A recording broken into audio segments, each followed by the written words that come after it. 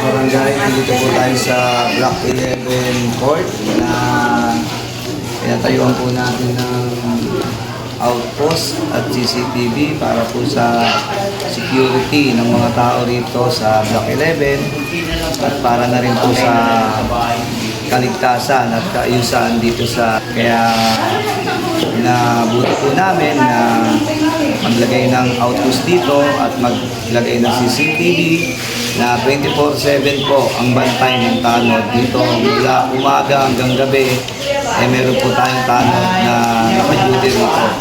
Kaya sa awa ng Diyos, ayan, meron po tayong outpost, linker yan. Yung linker, yung linker, sakto yung linker.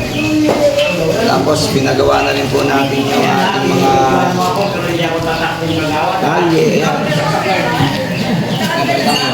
Pinagawa na po natin yung ating kalye. Ayan. Walang pangarap ha? Walang pangarap. Ito po. Tapos ito po yung court na maglalaro. Ibang patulas na.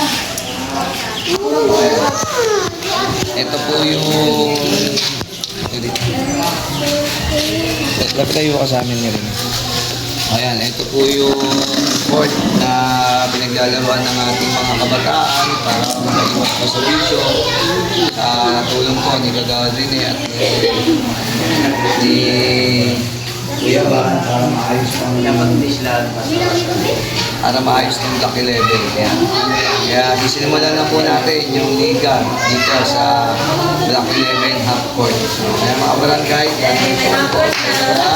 salamat sa inyong panonood.